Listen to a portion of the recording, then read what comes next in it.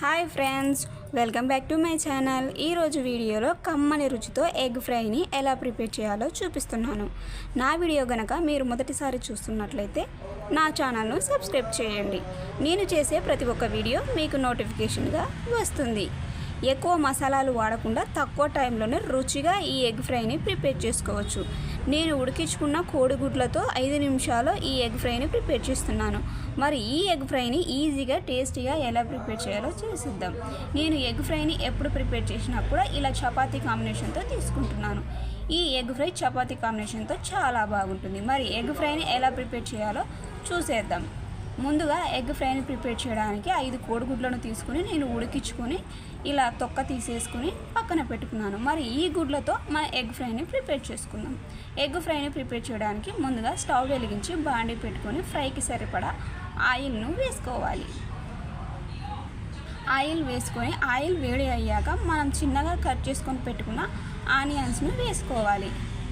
ఆనియన్స్ను ఇలా చిన్నగా కట్ చేసుకోండి.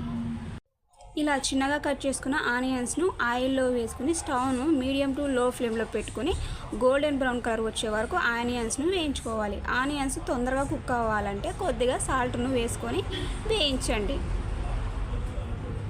ఆనియన్స్ను ఇలా సాల్ట్ వేసుకొని కొద్దిసేపు వేయించుకుందాం.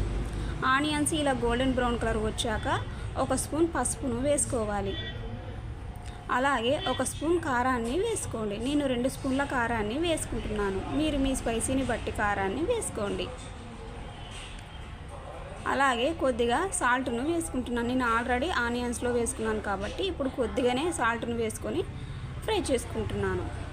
మనం వేసుకున్న ఉప్పు కారం అన్నీ కూడా ఇలా ఆనియన్స్ అన్నీ ఇలా ఆయిల్లో ఫ్రై అయ్యే వరకు కొద్దిసేపు ఇలానే వేయించుకోవాలి. మనం వేసుకున్న ఆనియన్స్ అన్నీ కూడా ఇలా బాగా వేయించుకున్న తర్వాత ఒక 5 పచ్చిమిర్చిని ఇలా చిన్నగా కట్ చేసుకొని వేసుకోండి. పచ్చిమిర్చిని కూడా కొద్దిసేపు ఆయిల్లో వేసుకొని వేయించుకుందాం. పచ్చిమిర్చిని ఇలా కొద్దిసేపు ఆయిల్లో వేయించుకున్న తర్వాత 1 స్పూన్ గరం మసాలాను వేసుకోండి. కొద్దిగా గరం మసాలాను వేసుకొని మరొకసారి వేయించుకుందాం. ఇలా వేయించుకున్న ఆనియన్స్లోకి 1 స్పూన్ అల్లం వెల్లుల్లి పేస్ట్ను వేసుకోండి. నేను అల్లం, ఎల్లిపాయలు, కొత్తిమీరను మిక్సీ పట్టుకున్న పేస్ట్ను వేసుకున్నాను. మనం వేసుకున్న అల్లం వెల్లుల్లి పేస్టు పచ్చివాసన పోయే వరకు ఇలా కొద్దిసేపు ఫ్రై చేసుకోవాలి. అల్లం వెల్లుల్లి పేస్ట్ అన్నిటినీ కూడా ఇలా 1 నిమిషం పాటు ఫ్రై చేసుకున్న తర్వాత మనకు మొత్తం ఫ్రై కూడా ఇలా దగ్గర పడ్డాక మనం ముందుగా ఉడికించి పెట్టుకున్న ఎగ్స్ను చిన్నగా కట్ చేసుకొని వేసుకోవాలి. మనం ఉడికించుకున్న ఎగ్స్ అన్నిటినీ కూడా ఇలా కట్ చేసుకొని వేసుకొని ఇలా కొద్దిసేపు ఉప్పు కారం అన్నీ బాగా ఎగ్స్కు పట్టేలా ఇలా కలుపుతూ ఫ్రై చేసుకోండి. మనం ఈ ఎగ్ ఫ్రైని ఎంత బాగా కలుపుతూ స్టవ్ను మీడియం ఫ్లేమ్లో పెట్టుకొని వేయించుకుంటే ఎగ్ ఫ్రై అంత టేస్టీగా రెడీ అవుతుంది. ఈ ఎగ్ ఫ్రైని ఇలా 1 నిమిషం పాటు వేయించుకున్న తర్వాత కొద్దిగా కరివేపాకును వేసుకొని మరికొద్దిసేపు వేయించండి. ఎగ్ ఫ్రైని కరివేపాకు వేసుకుని ఇలా 1 నిమిషం పాటు ఫ్రై చేసుకున్న తర్వాత చిన్నగా కట్ చేసుకున్న కొత్తిమీరను కూడా వేసుకోండి. ఇలా చిన్నగా కట్ చేసుకున్న కొత్తిమీరను వేసుకొని మరికొద్దిసేపు ఫ్రై చేసుకుందాం. మనం ప్రిపేర్ చేసుకున్న ఎగ్ ఫ్రైలో ఇలా లాస్ట్గా కరివేపాకును కొత్తిమీరను వేసుకొని 1 నిమిషం పాటు ఫ్రై చేయండి. కరివేపాకును కొత్తిమీరను వేసుకుని ఇలా 1 నిమిషం పాటు ఫ్రై చేసుకుంటే ఎగ్ ఫ్రై టేస్ట్ చాలా అంటే చాలా టేస్టీగా రెడీ అవుతుంది. చూస్తున్నారా నేను ప్రిపేర్ చేసిన ఎగ్ ఫ్రై ఎలా ఉందో?